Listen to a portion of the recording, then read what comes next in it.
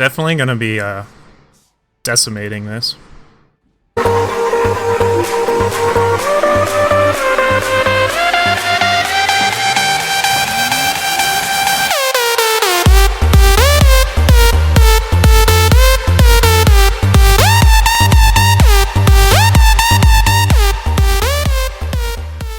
How it feels to chew 5 gum. Wow. What a cool play. New 5 gum. Stimulate your senses. Hey guys, what is up? Roshi is here. Today I'm going to go through the buffs. We finally got them. I feel like I've been waiting for a month, but it's really just been like 2 weeks. But we finally got them and pretty exciting. I think this will shake up the expedition format. If you'd like to see a good example of why these nerfs needed to happen, feel free to skip to the end or watch the video. I'll release a gameplay from the most recent event where I was shown why it was probably a mistake for me to play anything other than Rakano. And this was in Throne too, it wasn't just Expedition, so this was kind of plaguing all of the formats. But me being salty aside, let's just take a look at the changes. So we've got Silverblade Intrusion. Now it costs 1 power still, but you need 6 justice for it, and you need to have, for the free Valkyrie, they need to have 6 cards. So that's a pretty big nerf. We're going to see a lot less end of turn Valkyries. Just surprise out of nowhere, here's this 3/3 beater with revenge for 1 power. This is a good thing. People used to play these and like it was just way too early it was coming down. Plus with cards like Hojan, you could actually not even be at the requirement. You could be at 4 justice in the past and play this on your Hojan and trigger his renown, and it would actually get you up to 5 before the spell fully resolved, and you'd get the Valkyrie. So increasing this to 6, it's gonna slow them down, hopefully a turn or two, and 6 units, we're gonna see a lot less Valkyries. At least aggro decks and mid-range decks now have a hope of getting down below the just free 3/3. This card is just getting slammed in every Justice deck, and rightly so. 1 power for a 3/3 with Flying and Vengeance, add another 1 to your hand is a very strong effect. And let's not even get into the fact that it forces through, you just win combat or you don't lose combat. So for 1 power, it was doing a lot, and I'm happy to see this one get knocked back a few pegs. I'd like to have potentially seen more, maybe a cost increase, but hey, maybe this is fine, and if it's still too strong, I'm sure they'll just nerf it again. So we'll see. Next up, we've got Friends in Low Places. They actually buffed it, so it's like a little easier to cast, but I never really saw anyone stumble on not being able to cast it, so I get kind of a non-issue there. But they did make it. We were kind of theoricrafting that it would only give +3/+3, and then only make 3 wrestlings, and then only put a 3-cost unit in play.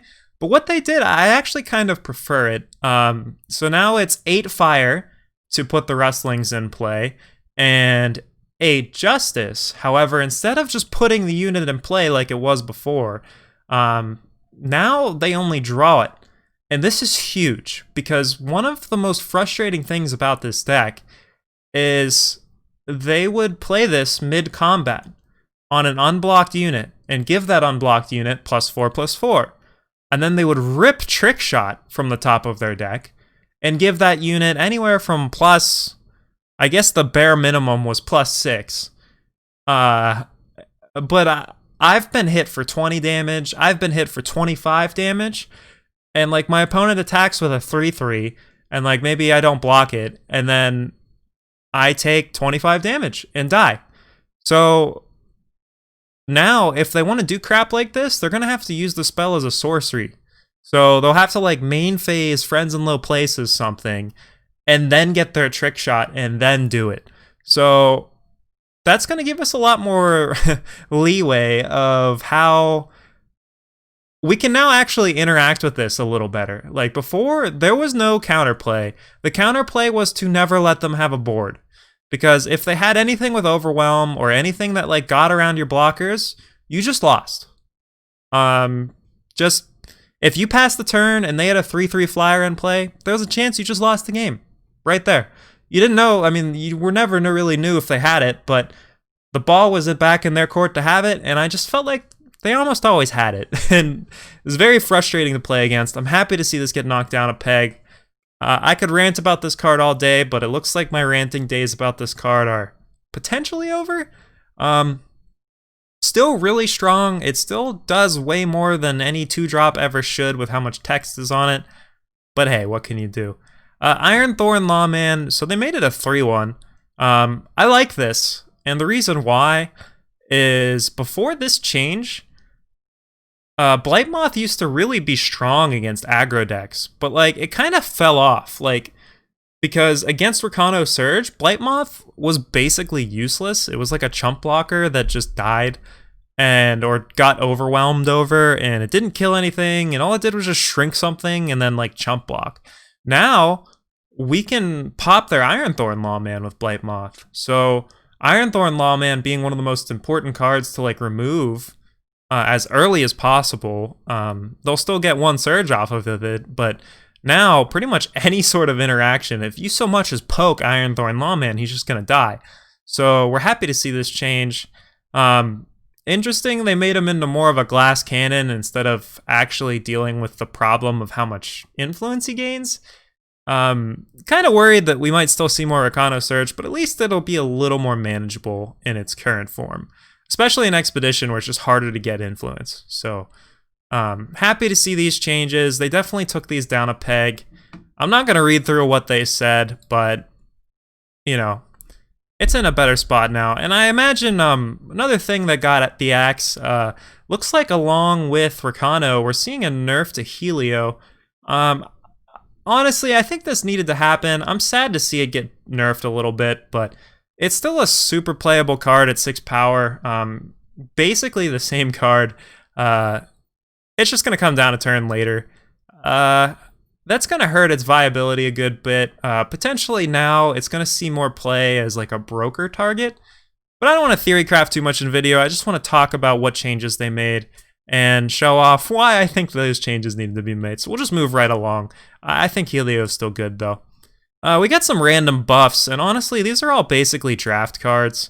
Like, we might see Ruby Catalyst played now in like Blazing Salvo lists, but man, this card is pretty mediocre. So maybe this is a Blazing Salvo tech card, but more likely than not, it's just a draft card. Continuing on, 3 power, give double damage. It's kind of neat. The Doorbot is something, I guess. You have a 1/3 with double damage. But I imagine you're just using this in draft to like punch through. And I will leave the draft descriptions to my betters of like, you know, Jedi and Cass and batteries and all the good drafters, Mercurio. I am not of their draft echelon rank. I just kind of meme 5 Kellers. So I'll leave them to talk about some of these changes. But moving on, Inspiring Captain is a 1-drop now. Amusingly, this means you can fetch it with Copper Hall Press Gang. Not that I think you should, but that's something you could do. Potentially, this card could make a Donica deck come back. If you're familiar with her, she's like 4-time, 2 primal, or maybe it's 4 primal, 2-time. I don't remember. But whenever you imbue, you draw a card. And we could see an imbue deck pop up. And actually leverage this guy now that he's a little easier to catch. Just 1 time, like that's not a lot, and you can basically use him as a cantrip, and that could be a pretty solid like filler piece for the imbue deck. So we'll see how that goes. This is kind of a pseudo nerf if you were trying to play even-handed Golem in that deck, but you know, I probably shouldn't look at every single card and say this is a nerf for even-handed Golem, but you know what? We live in a world with even-handed Golem. We got to talk about it. Speaking of cards that no longer work with even-handed Golem, Safe Return. This is now 1-drop, and that's pretty crazy. People are going to be doing some fun stuff with Safe Return now. I don't really even need to talk about it, but you know, you could safe return a Helio.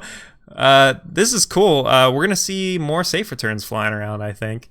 And it's kind of filling the same role as Bubble Shield, except maybe with units where summon matters.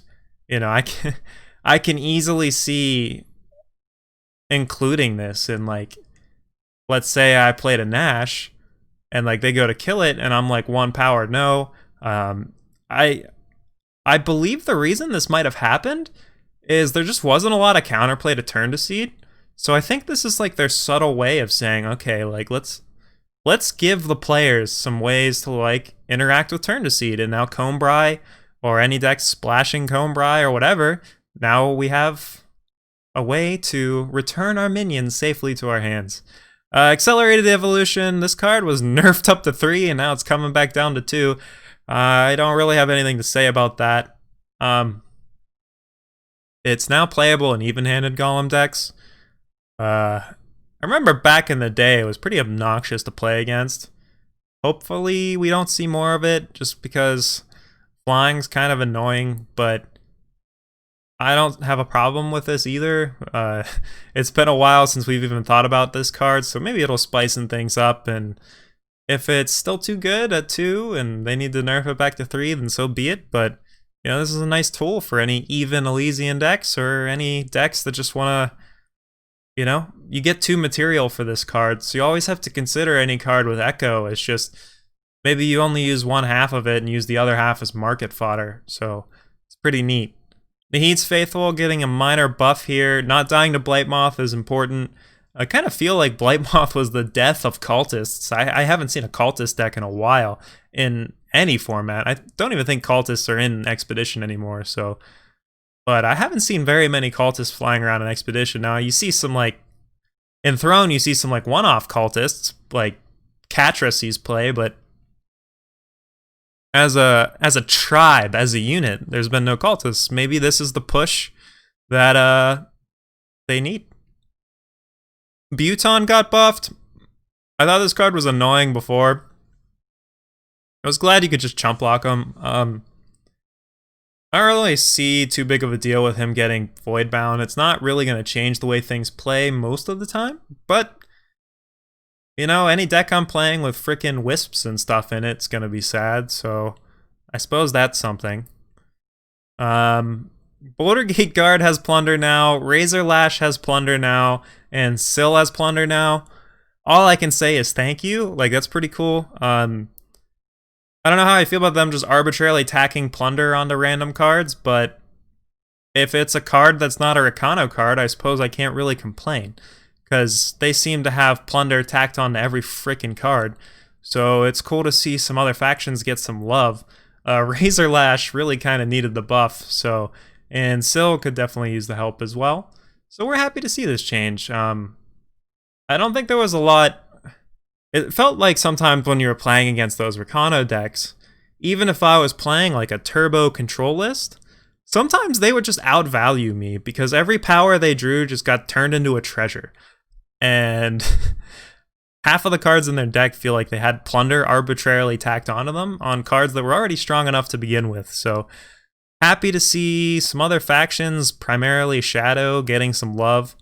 I don't know what this does for Boulder Gate Guard. I imagine it'll just continue to not see play, but maybe I'll be proven wrong. Maybe that silly Flyers only deck will come back or something. Oh well. Let's keep looking. Another cool thing, if you're an Expedition player, we got Ironite, Obliterate, all of the Smugglers, and that's pretty huge for Expedition, honestly.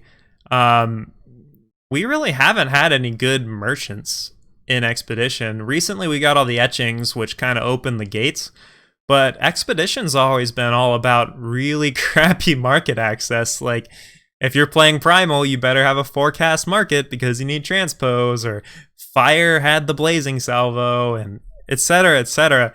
Now, we're going to see some more interesting markets. We're not going to be locked into these, you know, either I'm only playing time creatures, so my time etchings works, or my market is only 5-cost cards.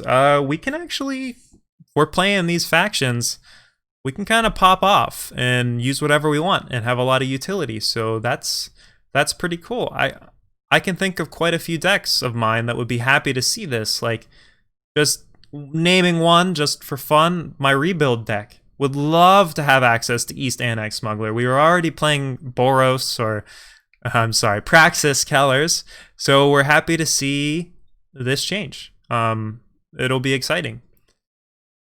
Also notice that none of these are Rakano, so that's cool too. No consistency for them. Dan of Ordeals is in Expedition. Yay! Now I cannot see play in another format. Moving along, Honored Skyguard. I don't know what this does for Expedition. Probably nothing, but maybe they'll prove me wrong. And Bloodseeker. I don't think elves are still a deck, but if they are, maybe this card goes into it. And Azendel's Gift. I'm happy to see this card. If you've been watching me play at all, you know that I love me some World Pyre, and I am totally on board with World Pyring out an Azendel's Gift. I am not above that. That is not something that is taboo for me, so I'm excited to do that. And we also got Shimmer Pack. Speaking of World Pyre, that's another hilarious card you can World Pyre into play.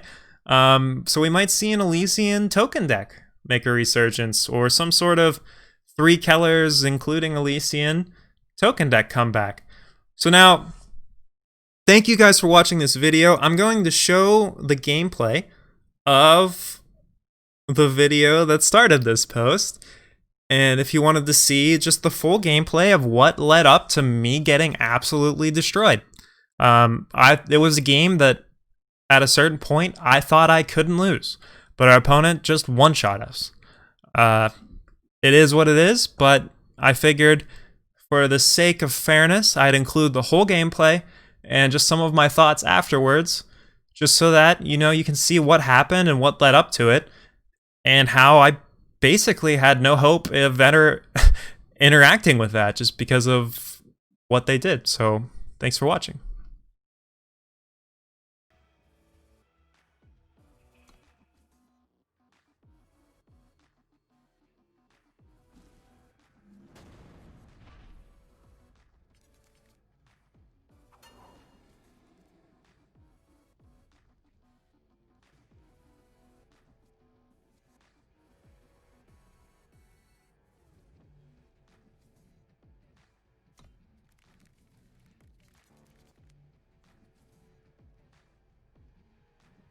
I think we just have to keep this. It's kind of risky, but whatever.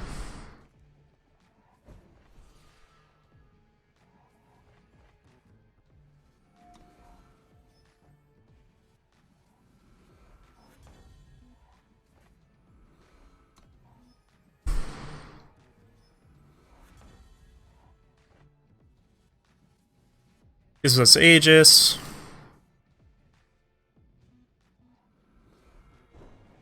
Come on, Justice Sigil. There it is.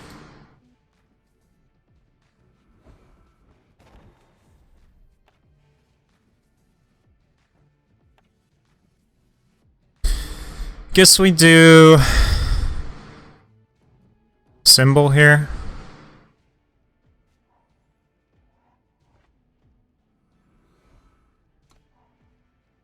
Now we can Shenra speaks next turn.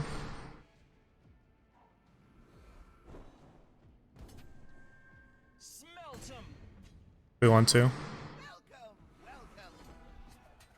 Might not want to. We'll see. I think I might do it.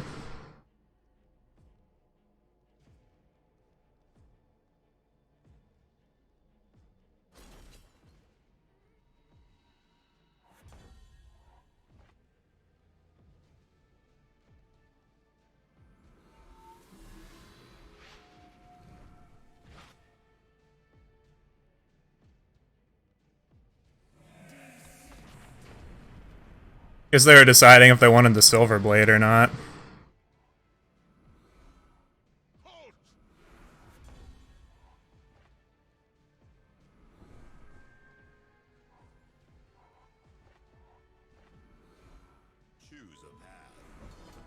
broker parliament here.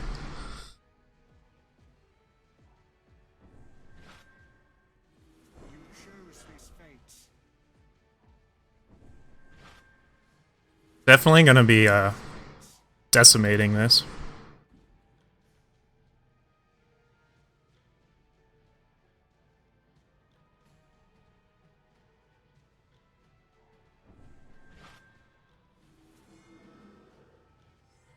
Wow. What a cool play.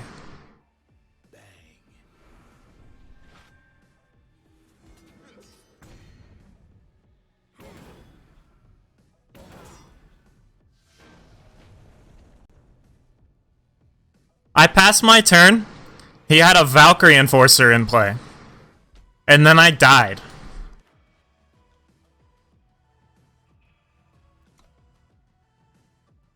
I was at 25 health, or maybe 22 health. He had a 3/3 in play, in flying. When I hit end turn, he then has 2/3/3 Valkyries added into play for 2 power. And gets 12, what was it like? He was giving +6 with those fuckers. And that was a game we board wiped too.